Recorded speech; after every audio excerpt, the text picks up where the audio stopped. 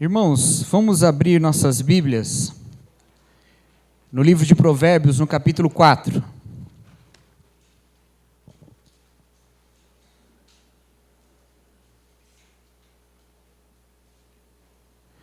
Provérbios, capítulo 4.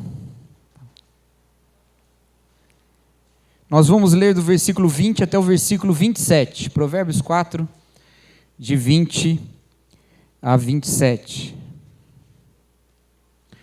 Continuando a nossa reflexão sobre a sabedoria, sobre como ter uma vida boa e sábia, segundo a palavra de Deus.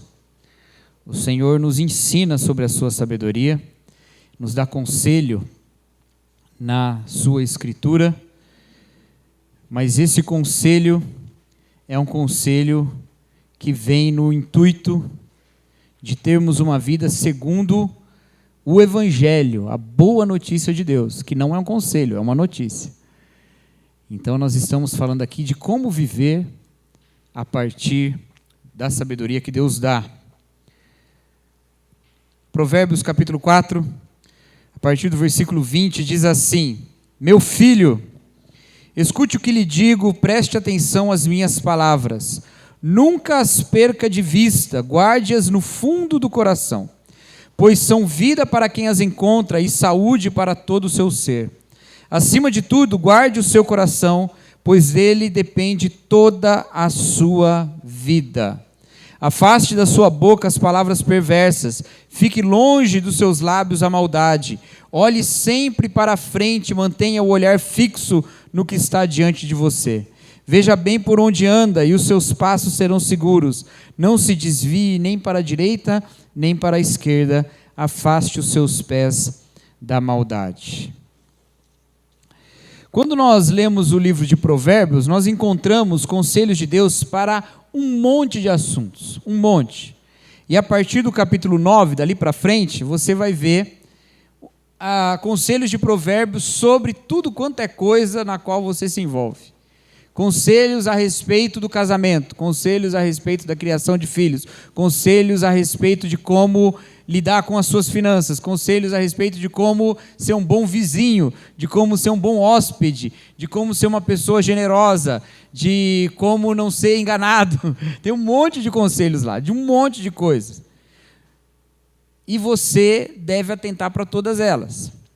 Mas é claro que todos esses conselhos, eles não vêm como uma cartilha de formas de aplicar a sabedoria em cada momento da sua vida. É lógico que tem hoje em dia um monte de situações nas quais você está envolvido que o livro de Provérbios não traz um conselho direto. Por exemplo, como nós devemos nos portar nas redes sociais. Você não vai encontrar isso aí no livro de Provérbios. Não vai estar lá uma lista de redes sociais que você pode fazer parte e as que você não pode fazer parte, porque elas não são sábias. Não vai estar isso ali. Não vai. Mas tem princípios, e é isso que eu quero que os irmãos pensem. Porque mais do que falar de situações e de como agir nas situações, o livro de Provérbios fala da sabedoria em si, e de como ser sábio. E sendo sábio, você saberá também aplicar estes princípios em situações não previstas no livro de Provérbios. E isso a gente faz o tempo todo. A gente aprende a lidar também com essas coisas que não estão diretamente escritas na palavra de Deus, ou no livro de Provérbios, né? Mais especificamente. A gente aprende a partir do que a palavra de Deus fala. E há princípios que regem todas essas áreas. E a gente sabe disso.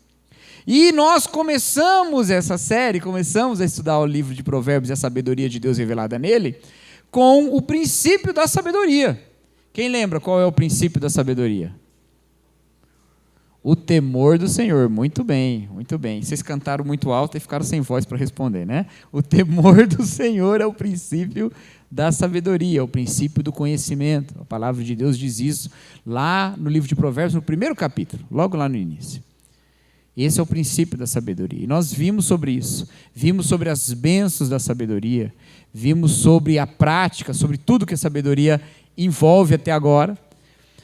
E agora eu quero que os irmãos, que nós reflitamos juntos, a partir desse texto que lemos, sobre essa vida da sabedoria. a vida da sabedoria integralmente, em toda a nossa vida, em todo o nosso viver, em tudo que a gente faz. E isso nós veremos a partir desses poucos versos que lemos aqui, porque eles vão embasar esse pensamento.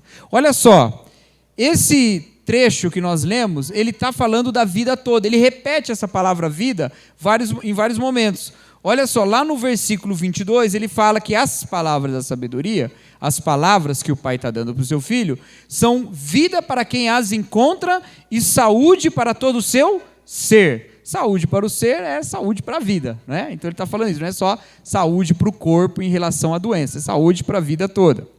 O versículo 23 ele fala: acima de tudo guarde o coração, pois dele depende toda a sua vida, ou, em uma versão um pouco mais conhecida entre nós, acima de tudo guarde o seu coração, pois deles procedem as fontes da vida. Bonito isso, né? As fontes da vida. Então a preocupação desse texto que nós estamos lendo é a preocupação a respeito de como a sabedoria se manifesta em cada aspecto da nossa vida. Ele não está sendo econômico aqui no que ele está falando. Ele está dizendo que essas palavras que ele está trazendo, que são palavras de sabedoria, são palavras que dão vida. E por isso você deve guardar o seu coração, porque todas as fontes da vida procedem do coração. Porque toda a sua vida depende do seu coração. E o seu coração deve ser um coração sábio, para que você tenha uma vida que é uma vida sábia e que é vida de fato. Entende? Então, quando nós estamos lendo o livro de Provérbios, nós não estamos preocupados com a vida boa, a vida feliz, a vida bem-sucedida, num sentido de conforto ou de cumprir objetivos nossos. Nós estamos lendo sobre como ter vida, como a nossa vida ser uma vida de fato.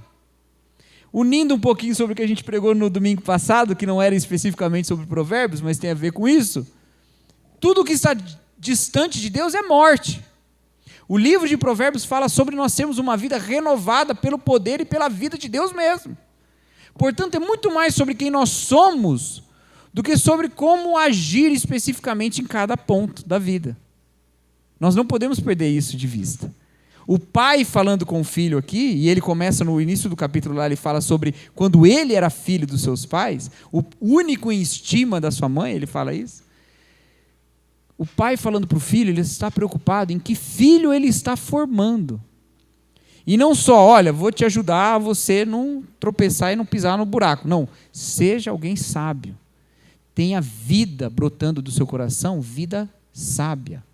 Porque do seu coração brotam as fontes da vida. Tenha uma vida sábia. É com esse entendimento, com essa perspectiva, que a gente olha todo o resto.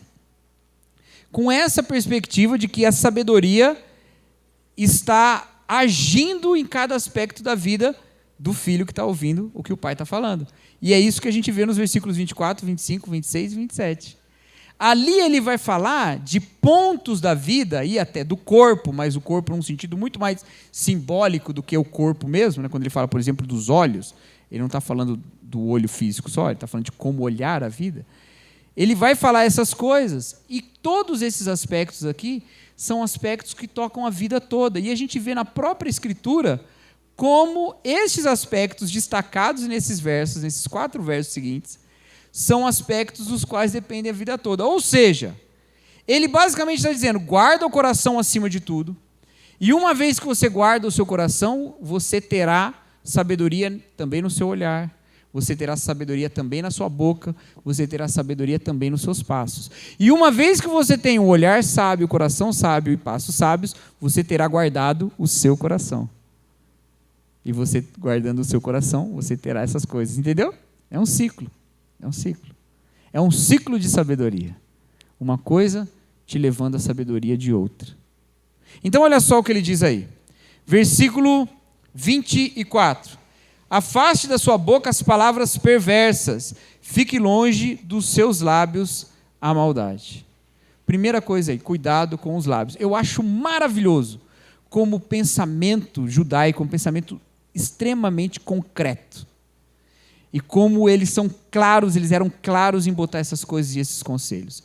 E para mim isso fica muito evidente quando todas as vezes que a palavra de Deus vai falar sobre nós cuidarmos do que fazemos, todas as vezes que ela vai dar conselho sobre termos uma vida sábia, ou uma vida santa, ou uma vida pura, todas as vezes inclui o jeito que a gente fala. E todas as vezes, ou na maior parte das vezes, começa dizendo do jeito que a gente fala. O jeito que a gente fala, as coisas que a gente fala, o conteúdo do que a gente fala, tem muito mais a ver com como a gente vive do que o que a gente pensa. A gente pensa que, na verdade, o que a gente fala é só um reflexo de todo o resto. É um reflexo das relações que a gente tem, é um reflexo da nossa história, é um reflexo dos ambientes nos quais nós vivemos, é um reflexo do que está dentro do nosso coração, daquilo que a gente consome, e tudo isso é verdade. A palavra de Deus fala que a boca fala do que o teu coração está cheio, então é verdade isso. Mas num outro aspecto, a palavra de Deus também fala que o que sai da boca é o que contamina. Num sentido de que o que nós falamos contamina o que nós somos. Não só no sentido de que nos contamina num aspecto de estarmos impuros diante de Deus porque pecamos com os lábios, mas porque ele alimenta uma prática errada. Ele alimenta uma maneira errada de ver a vida. O que é muito interessante, porque Jesus Cristo falando lá no Evangelho de Marcos, ele diz o seguinte: não é o que entra na boca que contamina, mas o que sai. Porque o que entra na boca te alimenta, mas o que sai também alimenta. Alimenta a sua maldade se ele te contamina. E você pode estar achando, não, eu me alimento corretamente, sem alimentos impuros. Mas Jesus Cristo está falando, cuidado com o que você fala, porque isso é que alimenta o velho homem. Não é o que entra na boca, é o que sai dela. E é muito comum nós vermos isso. Gente, não entra naquela maluquice, já avisei os irmãos isso e vou falar de novo, não entra naquela maluquice de dizer que quando você está angustiado, revoltado, indignado, você precisa desabafar. Desabafar só alimenta seu ódio, só alimenta sua raiva. Você não tem que desabafar, você tem que confessar. Tem que confessar diante de Deus. Tem que chegar diante de Deus e falar, eu não consigo, meu coração está pesado, eu não consigo perdoar, Senhor, me ajuda. Agora, confessar aos irmãos ajuda? Ajuda, mas você vai confessar, hein? Você não vai lá desabafar e falar mal do outro. Você vai falar, irmão, eu tô precisando aprender a perdoar, eu preciso perdoar, eu estou errado. É a postura de estar errado. Errado. Não é a postura de assim, não, vê se você concorda comigo como eu estou certo e eu estou errado. Isso só alimenta a sua indignação, isso só alimenta o seu ódio. Não faz bem. Não faz bem. Ah, não, mas eu vou ficar com isso dentro de mim e eu vou morrer. Pois é, mas é para você entender, não é para você morrer não, é para você entender que toda injustiça, quem deu conta dela foi Jesus na cruz, não é você. Entendeu? Você nunca vai confiar na justiça de Deus revelada na cruz se você começar a fazer justiça com a própria língua. Isso é completamente oposto do que o Evangelho te ensina. Então, cuidado com a sua fala. Cuidado com a mentira, obviamente, e isso é muito forte no Antigo Testamento. Olha, no Antigo Testamento não tinha polícia científica. Não tinha CSI. Você assiste CSI, aquela série lá, o cara investiga tudo. Gente, é impressionante, né? Ele acha lá um fio de cabelo branco e ele fala, esse fio é do Wagner. Não é do Silvio, que também está com os cabelos brancos aí, né, Silvio? Não é do Wagner esse fio. Como é que você sabe? Não, por causa disso. O cara sabe tudo. Mas naquela época não tinha. Os julgamentos eram feitos com base em quê? Não era com base nem em prova, porque nem isso tinha. Os julgamentos eram feitos com base no testemunho. Toda a justiça dependia das pessoas falarem a verdade. E por isso, o mentiroso era alguém que matava o outro, porque quando ele ia no tribunal e mentia, ele ia matar um inocente. Por isso que a palavra de Deus fala, olha, não dê falso testemunho contra o seu próximo. Porque se você der, a vida dele vai morrer, vai acabar. E se ele morrer por causa do seu falso testemunho, você vai morrer também, porque você derramou o sangue dele. Eu não bati nele, mas você falou que ele era o culpado e ele morreu na justiça. Complicado, mas era assim que a justiça era feita. Por isso que a palavra de Deus pesa tanto sobre a verdade, ao ponto de dizer que o mentiroso é filho do diabo. Olha o peso que a palavra de Deus dá para a nossa boca. E a gente acha que pode falar qualquer coisa. A gente acha que pode ser maldoso com o que a gente fala. E pior, a gente não só fala agora. Porque agora você não só fala, você escreve no WhatsApp.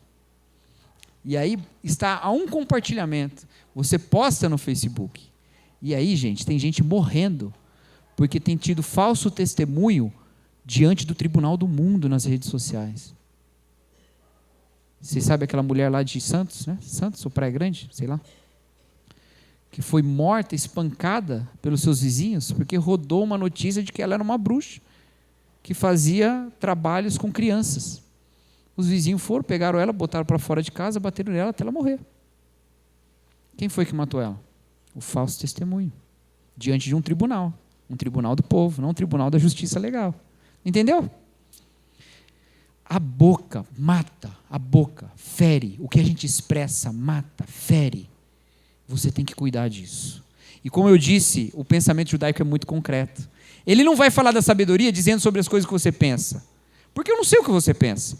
Eu vou falar das coisas que você fala, porque uma vez que você começar a falar coisas boas, você vai começar a pensar coisas boas. E uma vez que você pensa coisas boas, você vai falar coisas boas. Então eu vou trabalhar com concreto. Para você ter uma ideia de como isso é integral, como a questão da boca é sobre a vida toda, em Tiago, aquele livro que eu falei para vocês, que é uma espécie de literatura sapiencial do Novo Testamento, lá no capítulo 3, versículo 2, lá diz que quem não peca com os lábios, tal homem é perfeito. Por que um homem que não peca com os lábios é perfeito? Porque o lábio é a primeira coisa que você peca, cara. A primeira coisa que você faz de errado quando você está com raiva de alguém é fofocar dela. Você não vai lá dar um soco na cara dela por um monte de motivo. Ela pode ser mais forte que você, ela pode ter mais amigo que você, ou simplesmente porque é muito vergonhoso. Um marmanjo brigar na rua com outro. Um monte de convenções sociais te prendem para você não bater em alguém, mas para você falar, ninguém te prende. Pelo contrário, as pessoas te dão até razão. Roda dos escarnecedores é o lugar onde você senta, porque é difícil você levantar de lá. É difícil continuar o caminho da justiça quando você senta na roda dos escarnecedores. Enquanto você está andando no caminho do ímpio, detido no caminho dos pecadores, você ainda está de pé. Quando você senta na roda dos escarnecedores, é difícil sair de lá. Vira um ciclo que é o contrário do ciclo da sabedoria. É uma alimentação de um ego tolo. Porque um tolo falando para outro tolo, você está certo. O tolo fala, muito obrigado, você também está certo quando você fala um monte de besteira que você fala. E aí fica um alimentando o outro. A roda dos escarnecedores é o lugar onde é um lamaçal. Você pisa lá e você não sai de lá. Só pela graça e misericórdia de Jesus, por um irmão que conhece a palavra de Deus, que te puxa pela orelha e te tira de lá. Cuidado com os seus lábios. Porque se você não peca com os lábios, você é perfeito. Perfeito em tudo. O texto lá em Tiago fala que o lábio é como um navio que é dirigido por um leme pequenininho. E também a língua é assim. Por um órgãozinho, um músculo pequenininho dentro da sua boca. Todo o seu corpo é regido. E você não terá sabedoria integral na sua vida toda se você não cuidar do que você fala. Se a sua boca não for boca cheia de sabedoria. A palavra de Deus fala algumas outras coisas sobre o uso dos lábios, e uma delas é sobre a linguagem. Não ter uma linguagem torpe, não ter uma linguagem chula. Isso é um princípio que no passado era muito mais colocado como um distintivo do cristão, e hoje em dia as coisas estão um pouco mais fluidas. E é claro que o peso do linguajar, o peso das palavras, muda de cultura para cultura. Muda. Eu me lembro de um amigo dos Estados Unidos que veio para o Brasil, e a gente se encontrou com ele, e a gente começava a falar inglês com ele, e de repente a gente soltava umas palavras que a gente via nos filmes. A gente via muita palavra no filme que lá o pessoal não fala, só fala em filme. E a gente começava a ver ele olhar assim. Por quê? Porque para nós aquilo não tinha peso. Para ele, criado naquela cultura, tinha. Eu entendo isso. Eu entendo que pessoas convertidas usem o linguajar do jeito que elas viviam antes. Eu entendo isso também. E com o tempo elas vão mudando a maneira de falar. Eu entendo. Eu entendo que palavras que são ditas aqui não são palavrões no Rio de Janeiro. E tem essas coisas todas. Eu me lembro do meu pai, que é carioca, numa pregação, soltando um palavrão que não era palavrão no Rio de Janeiro, mas era lá onde ele estava, em Bragança Paulista. Rapaz, eu só olhei para o lado. Os jovens estavam assim... O pastor fala o que eu falo todo dia, né? Mas... E olha que meu pai já estava há anos em São Paulo já. Mas tem essas coisas, tem essas coisas. Eu já soltei uma palavra também que era o contrário também. Não era palavrão aqui, mas era no Rio de Janeiro. E um amigo carioca que estava perto falou, o que é isso, rapaz? E tantos outros estados, em tantos outros lugares do Brasil, e aí você vai em Portugal, a coisa muda. Eu sei, tudo isso eu entendo. Mas a questão, meus queridos, é como você se porta com os lábios a respeito da sabedoria e do seu coração. Está entendendo? O problema da linguagem chula não é o fato dela ser chula. Porque há até um bom uso da palavra chula. Até isso existe. Até isso existe.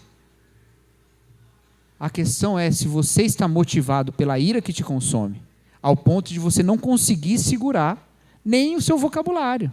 Está entendendo? É um sinal da falta de sabedoria na sua vida. Então seja sábio. Seja sábio. Olha a motivação que te guia. Olha como você está caminhando. Presta atenção nisso. Porque se você cuidar dos seus lábios, você vai cuidar da sua vida toda. Você vai cuidar do seu coração, da onde procedem as fontes da vida. Mas ele não fala só dos lábios, ele fala também do olhar. E o olhar também é algo integral. Também é algo que guia o nosso corpo todo. Olha lá, versículo 25. Olhe sempre para frente, mantenha o olhar fixo no que está diante de você. Isso é interessante, né? Olhe sempre para frente. Como assim olhe para frente? Quando nós olhamos a palavra de Deus, nós vemos que não é só olhar para frente que a gente olha. A gente olha para frente, mas a gente olha para trás também.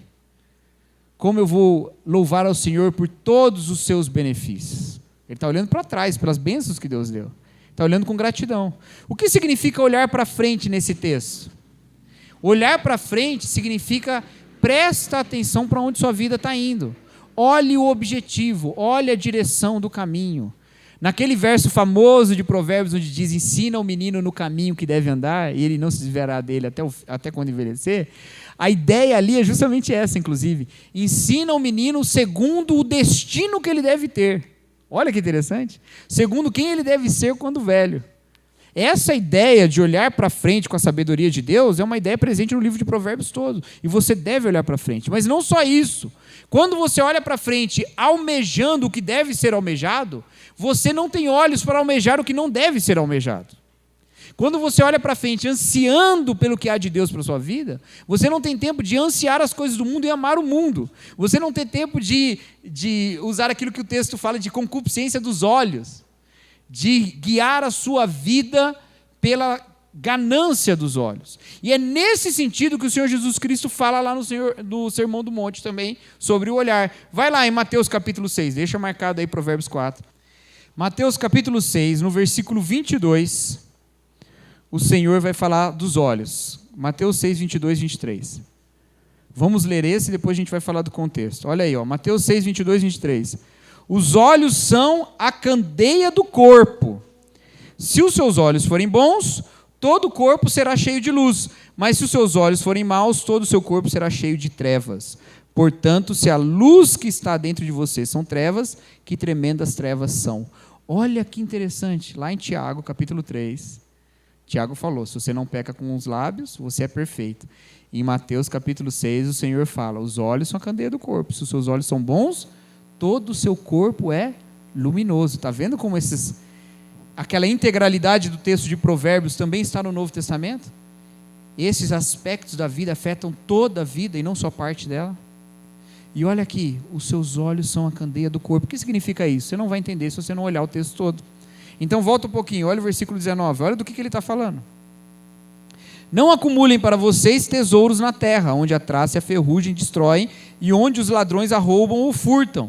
Mas acumulem para vocês tesouros nos céus, onde a traça e a ferrugem não destroem, e onde os ladrões não roubam nem furtam. Pois onde estiver o seu tesouro, aí também estará o seu coração. O que o texto disse lá?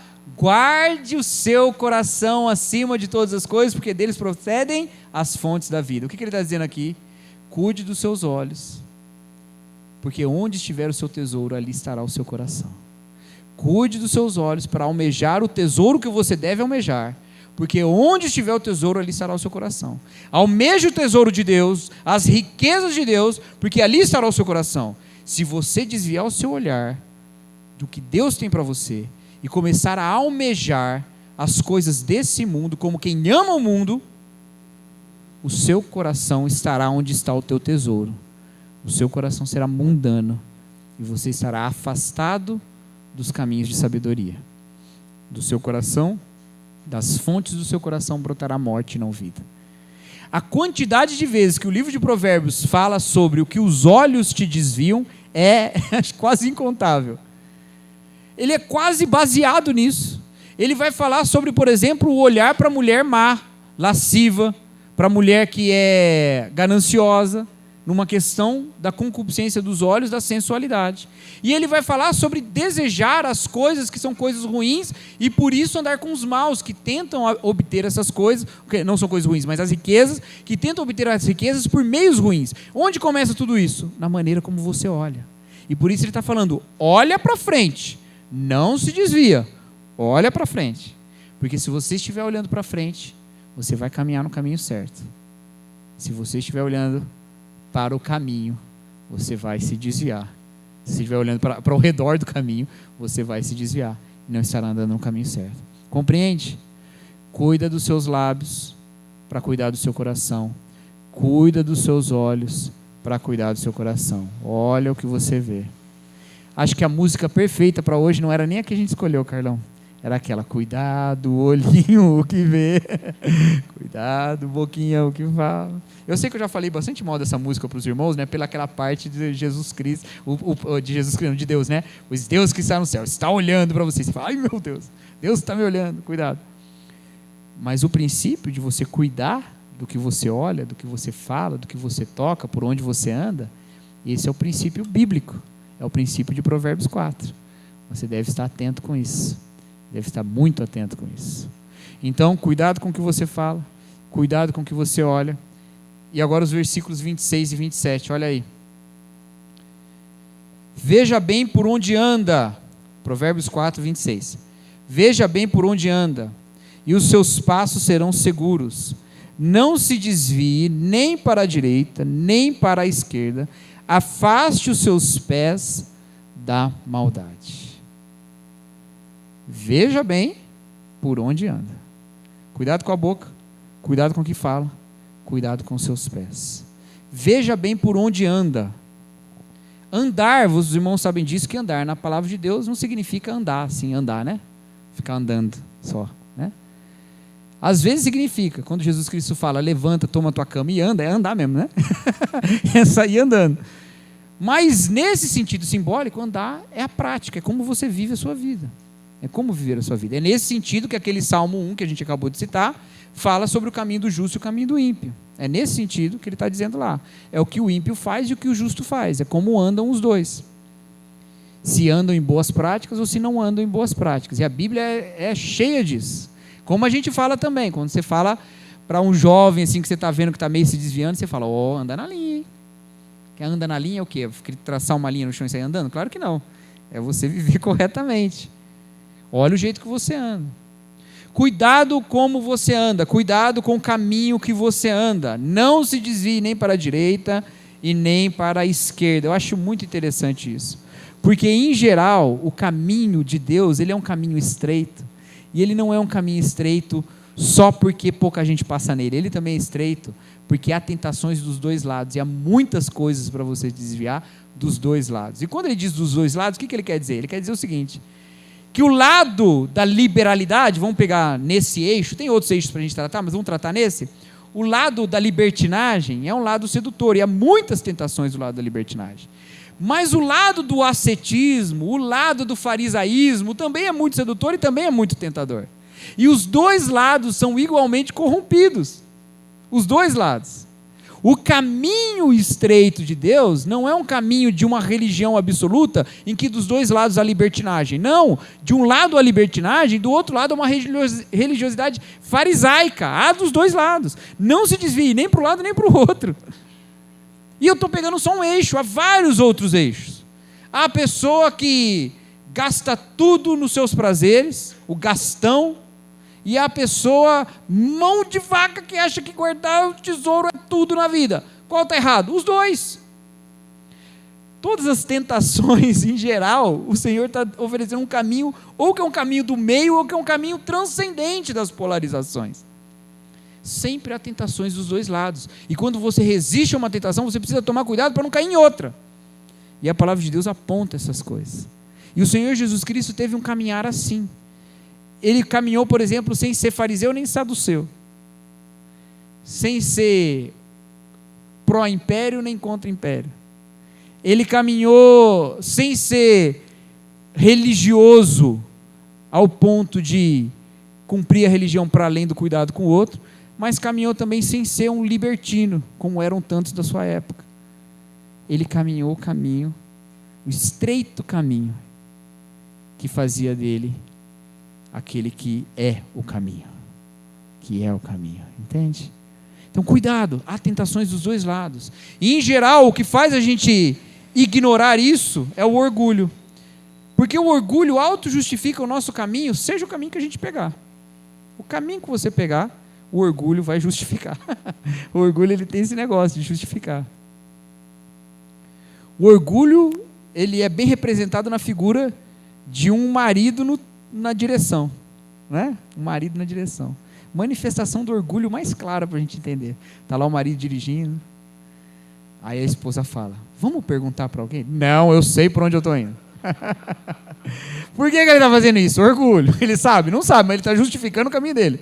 E eu conheço aqui como a palma da minha mão. Nunca pisou lá, mas conhece. Conhece, está lá.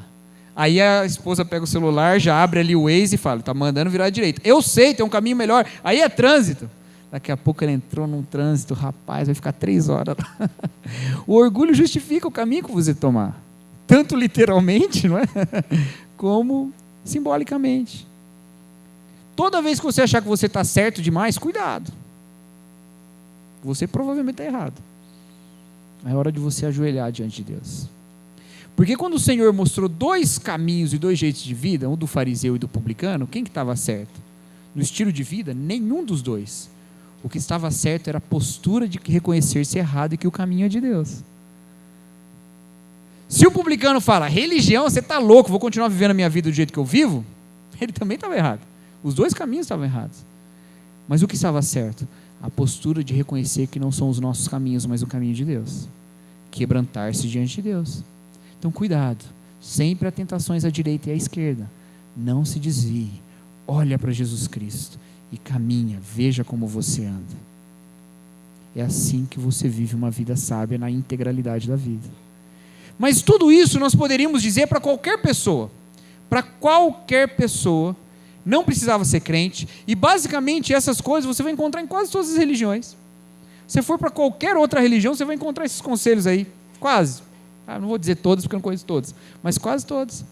Você vai encontrar as pessoas dizendo coisas parecidas com isso. Sobre, por exemplo, os olhos, sobre não ser ganancioso. Os budistas falam sobre isso o tempo todo. O tempo todo, sobre você não achar que as riquezas da vida, os prazeres mesmo da vida, são o fim da sua vida. Você vai encontrar lá. Sobre a fala, tem um monte de religiões que põem o peso que é você usar mal a sua boca. Um monte delas. Todas elas, ou quase todas, têm uma forma de você caminhar. E vão dizer que o jeito certo é de caminhar daquele jeito. E vai falar sobre tentações. E pasmem, sobre tentações à direita e à esquerda. Mas onde está o diferencial? Onde está essa palavra vinculada a Jesus Cristo? Porque, meu querido, se você quiser viver todas essas coisas pelos seus próprios esforços, você pode tentar, mas você não vai conseguir. Porque quando você tentar, vai crescer o orgulho em você de novo, você vai tomar um desvio e você não vai chegar lá. Só tem um jeito de você guardar o seu coração, o jeito que a palavra de Deus nos ensina, e é crendo em Deus, é crendo em Jesus Cristo. Sabe onde está escrito isso? Lá em Filipenses, no capítulo 4. Vai lá em Filipenses 4, versículo 7. Diz o seguinte: e a paz de Deus, que excede todo entendimento, guardará o seu coração e a mente de vocês em Cristo Jesus. O que o autor de Provérbios disse? Salomão? Acima de tudo, guarde o seu coração, porque dele procede a fonte da vida. O que Paulo fala aos Filipenses? Quem guardará o seu coração? A paz de Cristo. A paz de Deus. E o que é a paz de Deus? Lembra o que eu ensinei para vocês hoje? O pensamento judaico é um pensamento concreto. Então ele não está falando do sentimento de paz, da tranquilidade. Estou tão tranquilo, estou tão em paz. Tão em paz. Não está falando disso. Irmão Paulo, você conhece o Sérgio Lopes, aquele cantor Sérgio Lopes, conhece?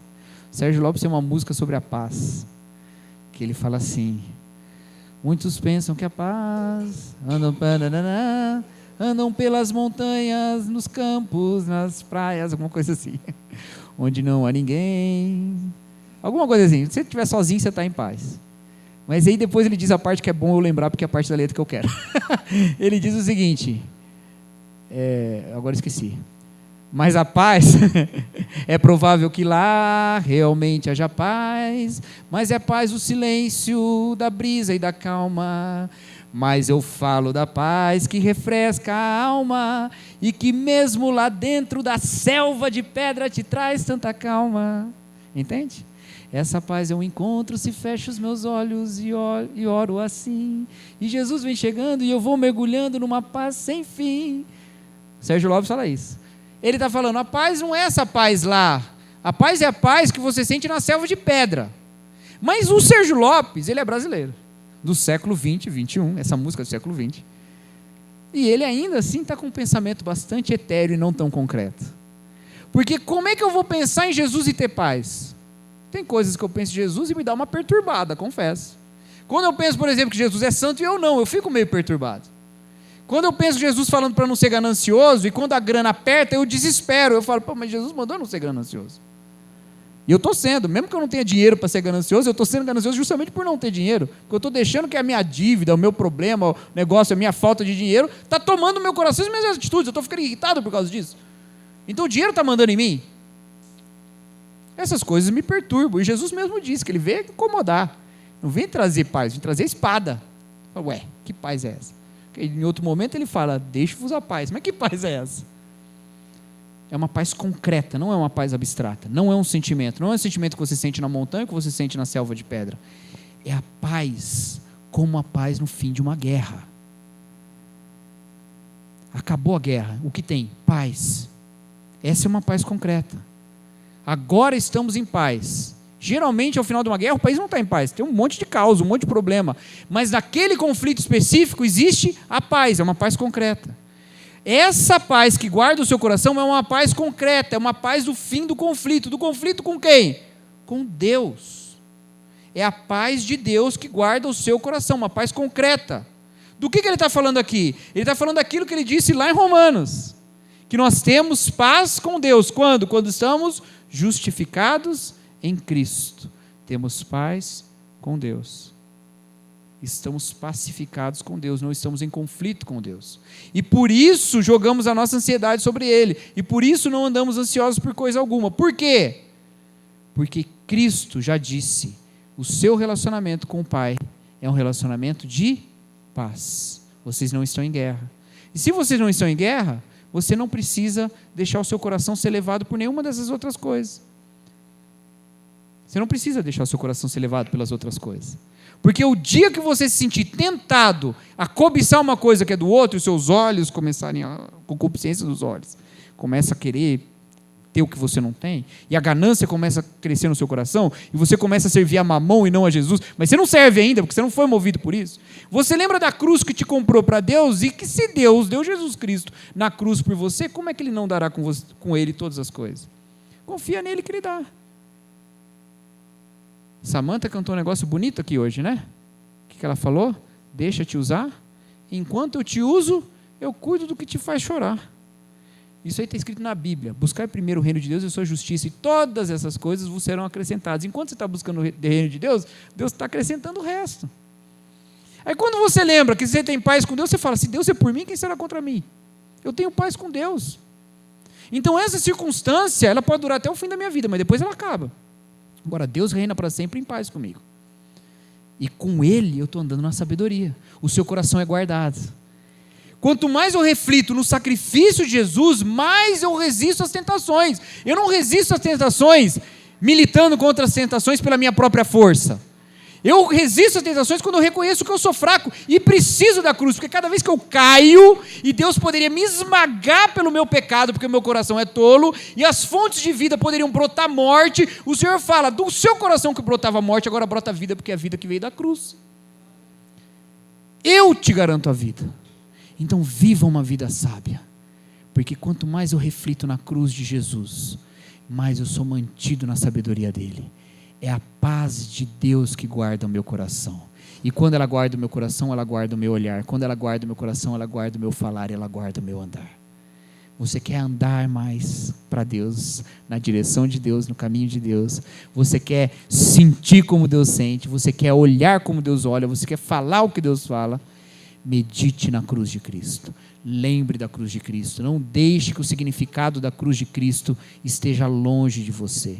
É por isso que quando nós fazemos a ceia, que é quando nós vamos meditar na cruz de Cristo, nós antes fazemos um autoexame para reconhecer o que há em nós que não é fruto da cruz de Cristo. E naquele momento, o Senhor está guardando o seu coração. E Ele está guardando o seu coração para que você ande um caminho de sabedoria. Então você quer ser sábio, meu querido, você quer essa integralidade da sabedoria. Volte-se para a cruz de Jesus. O Senhor está com braços abertos e isso é manifestado na cruz. O fato de você ter andado em descaminhos, o fato de você ter se envolvido com o que não devia, o fato de você ter feito maldade, o fato de você ter pecado segundo o que a palavra de Deus diz, não fechou os braços do Pai, porque Ele investiu o próprio Filho. Como não dará com Ele todas as coisas? Acalma o seu coração, volte-se para Deus, reconheça que você não tem condições e deixa que Deus guarde o seu coração, porque é Ele que guarda a sua vida. Amém, queridos? Amém. Então vamos fazer isso. Vamos voltar mais os nossos olhos para o Evangelho, mais os nossos olhos para a Palavra de Deus e viver a partir disso. Quando você olha para a cruz, por exemplo, você não vive em inimizade. Porque você olha o que custou o perdão para a sua vida, você fala, como é que eu posso negar o perdão para alguém? Já aprendeu a perdoar. Quando você olha para a cruz, você consegue controlar a sua boca. Porque você fala assim, gente, Jesus morreu por essa mesma pessoa de quem eu estou falando mal. E quando as pessoas que estavam lá pregando Jesus, estavam lá xingando Ele, o que saiu da boca de Jesus Cristo? Pai, perdoa-lhes porque eles não sabem o que fazem. Foi isso que o Senhor fez quando os pregos do nosso pecado estavam entrando na mão dEle. E aquelas bocas que o xingavam eram as nossas bocas, que o xingamos com o nosso pecado. E Ele clamou perdão sobre nós. Como é que nós não vamos perdoar o outro? Como é que a gente vai usar a nossa boca para falar mal do outro? Se o Senhor Jesus Cristo morreu na cruz e nós olhamos para Jesus Cristo na cruz, nós lembramos e mudamos a maneira como nós olhamos para essa vida. Porque a maior dádiva foi dada por Deus. Como é que eu vou agora pautar a minha vida pela ganância? Não posso. Não posso. Se o Senhor Jesus Cristo morreu na cruz e ressuscitou, é porque eu tenho a ressurreição. Como é que eu vou desesperar diante da morte iminente e vou me desviar do caminho de Deus porque a morte está chegando? Não vou. Não vou. Ou como é que eu vou então descansar e falar, não vou fazer nada, não vou viver o amor de Deus, porque já estou garantido? Não vou, porque Jesus Cristo dedicou a sua própria vida por nós e agora nós temos tudo nele. Somos abençoados com todas as bênçãos na região celestial. Como é que eu não vou viver a vida de amor? O que você acharia de um milionário que vê uma criança morrendo de fome, morrendo, nos minutos finais da sua vida, e ele cercado de alimento e não dá para aquela criança? O que você achar dele? Pois esse é você, que olha essa vida como tendo que conquistar as coisas do mundo, sem pensar na riqueza maravilhosa que Deus te deu na cruz. Seja generoso. Não seja ganancioso. Ajude as pessoas. Cuide de quem está ao seu redor. Está entendendo? Se olhamos para a cruz, toda a nossa vida se torna sábia. Toda a nossa vida se torna sábia. Se não olhamos para a cruz, você pode saber bem o que é sabedoria, mas você não vai segui-la, porque você não consegue. Mas se você olha para a cruz, você fala, Senhor, eu não consigo, faz em mim. E o Senhor te surpreenderá com a sabedoria dele manifestada na sua vida. Amém?